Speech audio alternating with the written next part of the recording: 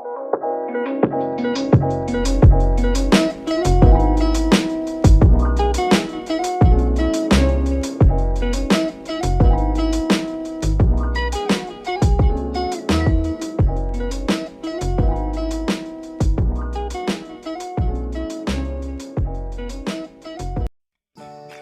Indonesia dalam menciptakan perdamaian dunia. Peran Indonesia dalam menciptakan perdamaian dunia melalui organisasi internasional. Organisasi internasional pada umumnya beranggotakan negara-negara. Akan tetapi, meskipun demikian, tidak menutup kemungkinan organisasi internasional terdiri dari berbagai hukum atau badan usaha. Bergantung dari sifat organisasi tersebut, Indonesia terlibat dalam berbagai organisasi internasional. Hal tersebut sebagai perwujudan dari komitmen bangsa Indonesia dalam menciptakan perdamaian dunia. 1. Peran Indonesia di PBB. Indonesia resmi menjadi anggota PBB ke-60 pada 28 September 1950. Hal itu terjadi setelah adanya pengakuan kedaulatan oleh Belanda pada KMB.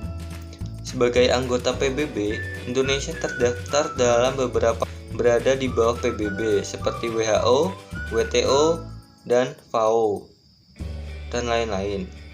Beberapa peran aktif Indonesia dalam PBB. 1. Dalam PBB, Indonesia terlibat dalam pengiriman pasukan perdamaian, yaitu KONGA atau Kontingen Garuda. Pencapaian lain Indonesia dalam PBB yakni menjadi anggota tidak tetap DKPBB. 2. Pada tahun 1985, Indonesia membantu PBB yakni memberikan bantuan pangan ke Ethiopia pada waktu dilanda bahaya kelaparan. Bantuan tersebut disampaikan pada peringatan hari ulang tahun FAO ke-40. 3. Indonesia pernah dipilih sebagai anggota tidak tetap Dewan Keamanan PBB pada tahun 1973 sampai 1974. 4. Berdasarkan FRAGO (Fragmentary Order) nomor 10/1008 tanggal 30 Oktober 2008, penambahan kontingen Indonesia dalam rangka misi perdamaian dunia di Lebanon Selatan. 5. Peran serta Indonesia dalam rangka mewujudkan perdamaian dunia yang berdasarkan kemerdekaan, perdamaian abadi, dan keadilan sosial. 6. Indonesia telah berpartisipasi dalam 4 operasi pemeliharaan perdamaian PBB (UNPKO) sejak UNEF UN Emergency Forces di Sinai tahun 1957.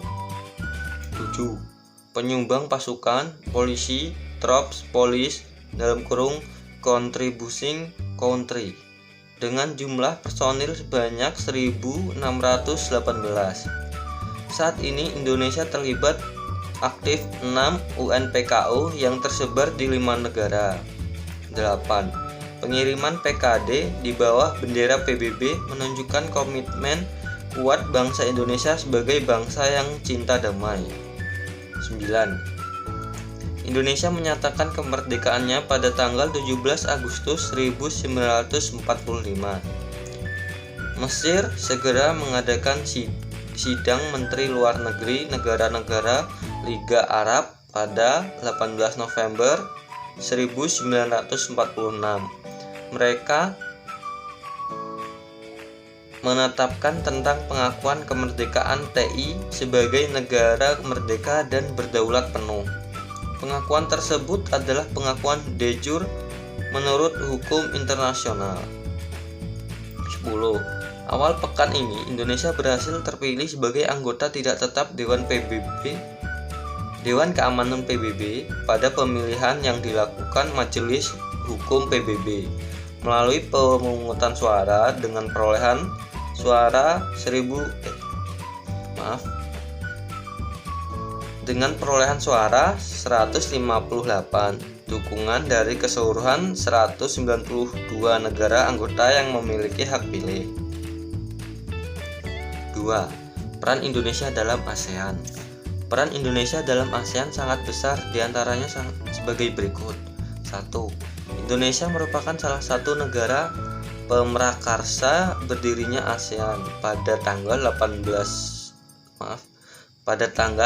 Agustus 1967. 2. Indonesia berusaha membantu pihak-pihak yang bersengketa untuk mencari penyelesaian dalam masalah Indochina. Indonesia berpendapat bahwa penyelesaian Indochina secara keseluruhan dan Vietnam khususnya sangat penting dalam menciptakan stabilitas di kawasan Asia Tenggara. Pada tanggal 15 sampai 17 Mei 1970 di Jakarta diselenggarakan konferensi untuk membahas penyelesaian pertikaian Kamboja. Dengan demikian, Indonesia telah berusaha menyumbangkan jasa-jasa baiknya untuk mengurangi ketegangan-ketegangan dan konflik-konflik bersenjata di Asia Tenggara. 3. Indonesia sebagai penyelenggara konferensi tingkat tinggi (KTT) pertama ASEAN yang berlangsung di Denpasar, Bali pada tanggal 23 sampai 24 Februari tahun 1976. 4. Pada tanggal 7 Juni tahun 1976, Indonesia ditunjuk sebagai tempat kedudukan sekretariat tetap ASEAN dan sekaligus ditunjuk sebagai sekretaris jenderal pertama adalah Legend H.R. Darsono yang kemudian digantikan oleh Umar Jadi Jotowijono. 5. Indonesia menjadi tempat pembuatan pupuk se-ASEAN, tepatnya di Aceh yang nantinya akan digunakan negara-negara ASEAN. Otomatis Indonesia mendapat keuntungan dan juga bisa mengurangi pengangguran di Indonesia. 6. Mengikuti kerjasama regional seperti ini maka akan lebih dihormati negara lain, seperti hanya kerjasama regional yang di Eropa ataupun Timur Tengah. Lebih-lebih ASEAN keluar di mata internasional. Sayangnya di internasional ASEAN kurang dipandang. 7. Angkatan Laut TNI sering melakukan latihan bersama dengan Singapura sehingga akan membuktikan pada dunia bahwa militer Indonesia masih kuat.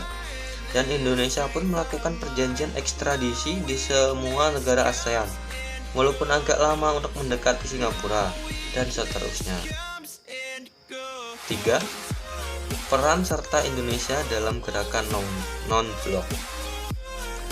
Peranan Indonesia dalam gerakan non-blok sebagai berikut. 1. Presiden Soekarno adalah satu dari 5 pemimpin dunia yang mendirikan GNB. 2. Ikut memprakarsai berdirinya gerakan non-blok dan